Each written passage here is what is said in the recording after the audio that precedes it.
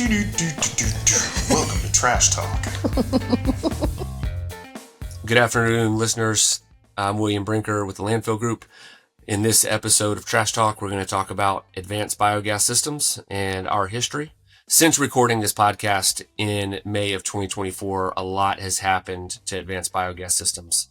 In September of 2024, our facility was impacted significantly by Hurricane Helene. Our facility took over 17 feet of water. Thankfully, everyone was okay, but for the last several months, actually 7 months to be exact, we have been limping along and trying to get back to full operations. There's been a lot of perseverance, and our team has done a lot to advance the ball.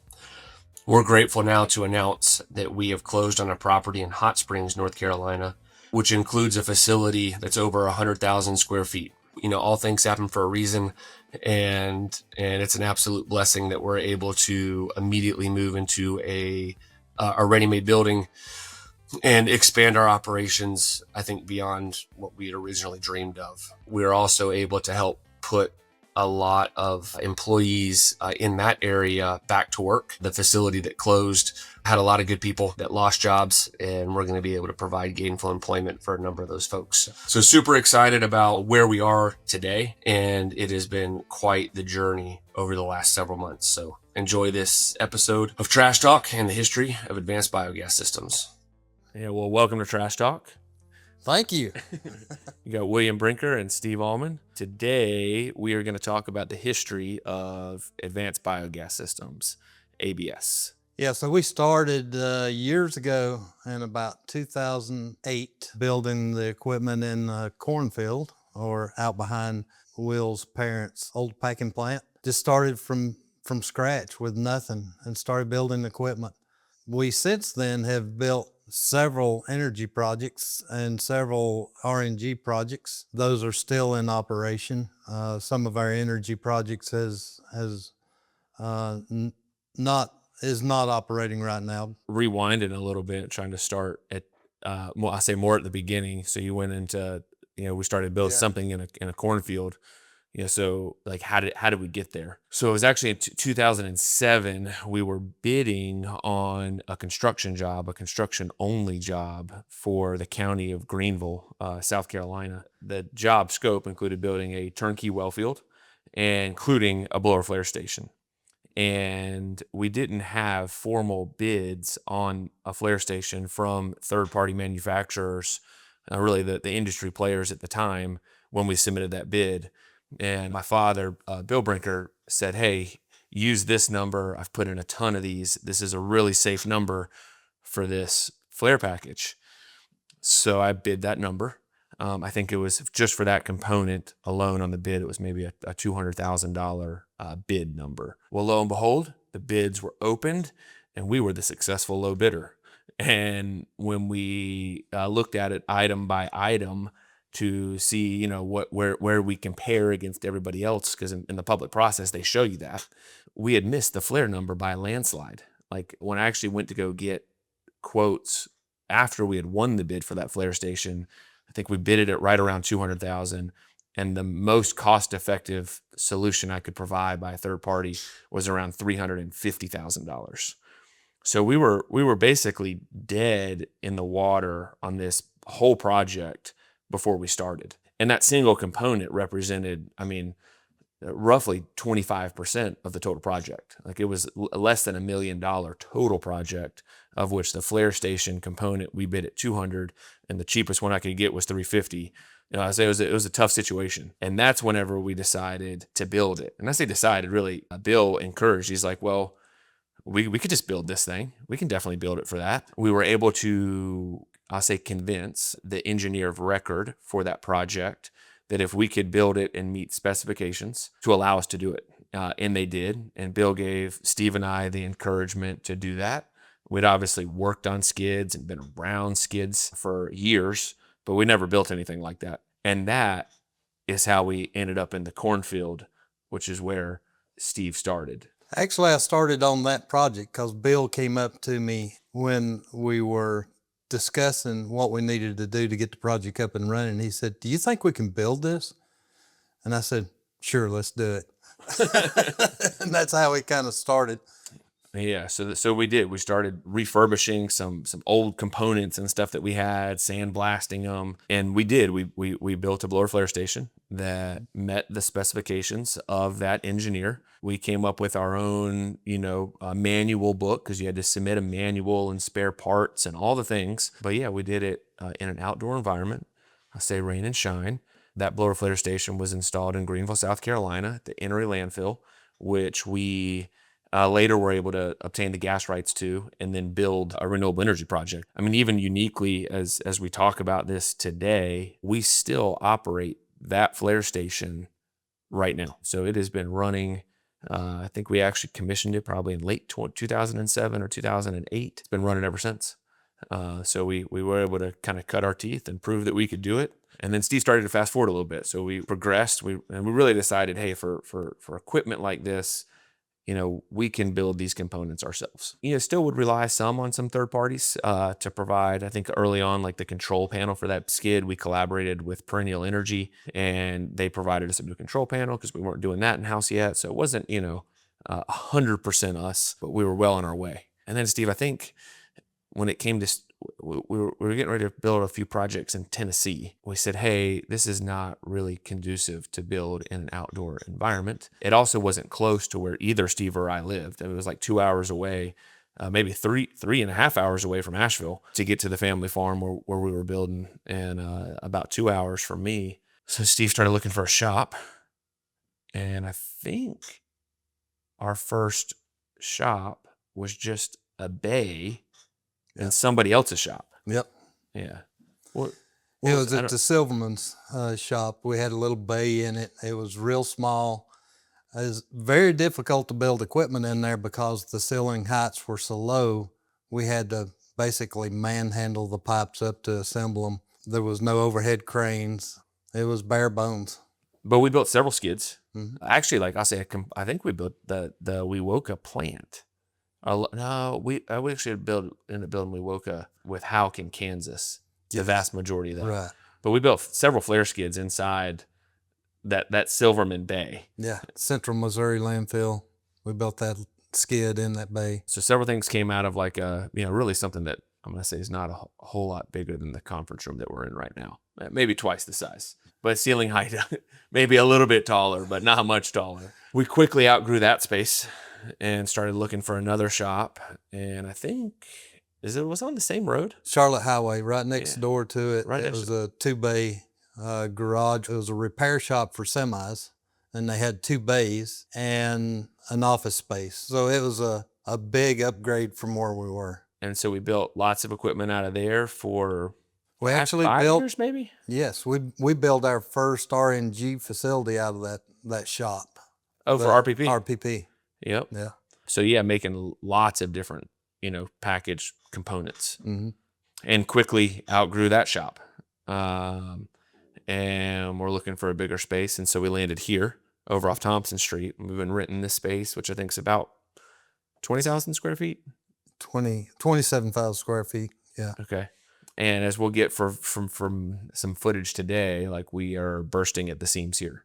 I mean, we usually don't have this much completed equipment on the yard due to circumstances for a project that ABS is building for right now. They can't receive it all, and so we're finding that we're in tight corridors trying to shuffle skids around.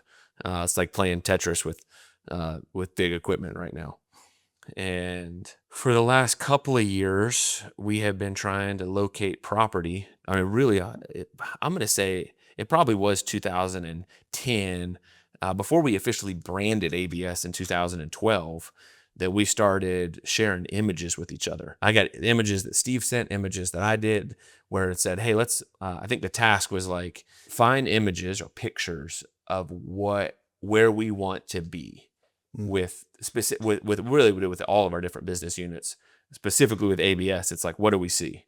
And the images that Steve and I came up with were these incredible shops, with like looking like world-class manufacturing facilities with nice painted lines and floors, well lit, and it was just like pretty incredible. One thing that we did do, we hadn't really talked about, is when we started building flare skids and started running our engines, we looked at the downtime associated with siloxanes building up on the the heads, so we designed our own siloxane system to reduce the siloxanes on the generators and increase online time. And since then, we've started designing our own equipment for RNG projects. We've started building siloxane skids, dehydration skids, thermal oxidizers, O2 catalyst, a lot of equipment that we build ourselves, so we don't buy any equipment from a third party. We're able to build complete RNG facilities under our own roof. Like one of our key relationships is Avonic. So that's that's who makes membranes for CO2 removal, which is one of the key components in the separation process for an RNG plant. ABS is an approved Avonic membrane packager. We still, are willing to collaborate though with, other industry players. So it's one of those things where, we do our best to make whatever equipment we can in-house, because that creates, I'll say, value add to the team. It helps us hold costs down, be more competitive in the things that we're doing and building. It's really allowed us to build projects that might otherwise never be developed. But we don't always have the capacity to do everything in-house. And a lot of times when we're doing, I'll say, third-party work now for a related business, if the ABS shop is full doing something for a Landfill Group project, we're still collaborating with other players in the industry to supply equipment to some of those other projects. And really, I think as a shop, as a business unit, and as an industry player, that's what we want to continue to do. Make what we can where it makes sense, procure what we need to procure from others where it makes sense, and, try to find that happy medium in between. Because in this industry, especially right now, there is more work to be had than anybody can generate on their own. So we just want to be a part of that and be part of the industry growth. What about I'll say the team, the ABS team has obviously grown over time too. If we kind of rewind to 2007 or 8 in a field, we were doing a lot of that labor, bringing in, I'll say, third-party mobile fabricators to help with things that were needed with kind of our direction. Even when we moved into the Silverman Bay, I don't know that we had any full-time fabricators. We were still relying on part-time help. Yeah, we had two part-time fabricators. Yep. I say we're kind of moonlighting, right? Like they had other full-time jobs, were helping us pull things together. So, really, I'll say bootstrapping. And it's really what we needed to do to build these plants is related to the bigger piece of the puzzle. And then when we moved into the 2-bay garage on Old Asheville Highway, that's when we started hiring employees. Yeah, I think a key thing to note too as it relates to Steve and his capacity. At that time, Steve was wearing multiple hats. He was on the road all the time. He was our operations manager. He wasn't just designated to fabrication and the ABS. So, he was getting stretched then, and we started looking at, okay, we need to start adding positions. So people that could be there and designated to help advance the manufacturing ball. And then just over the years, right, Steve's role has changed from being lead on the operations side and lead on the fabrication side to, really trying to own, I'll call it the ABS baby, the ABS division, and has become that, and kind of the leader of this group. And we've gone from, I say, no employees to a couple part-timers to, about 17, 17 staff members. And, if we need to continue to grow beyond that, we'll see what the cards are, but the team just continues to get better and better. We work well together, and accept people where they are and for who they are, and just have a common goal to show up every day and build whatever is before them. But it's good mentality. I think it ties to our values, which we've talked about, commitment to excellence, that drive to always want to do and do more. And leave it better than you found it, to keep making things better. If you're standing still, chances are you're not doing something that needs to get done. Yeah, we don't like to stand still. It's nice to hear that from our teammates when we're here. We've also started a customer service department, and we support our online production sites now with technical support, fabrication support, if they need to modify something or anything breaks down in the field. We've got service department personnel that we can mobilize to the site fairly quickly and get any components they need. We've got a pretty good bit of amount of stuff in inventory that we keep, and we're able to pull from that inventory. If they have a part that fails, we can pull it from our inventory and have it to them same day or next day, which is real good for us to be able to support our own sites. Yeah, and still, I'll say so much room for improvement. Yeah. It's like if truly, and looking at like our success and looking at where we started and then looking at where we are today, it's pretty incredible what we've already done, and how far we've come. And I think the exciting thing is that, the horizon, we can really never touch the horizon, right? Like it's always out there, but there is like that much more room for improvement. Like we've done all of this and we're doing good work, and there's still like endless opportunity to continue to make it better and better.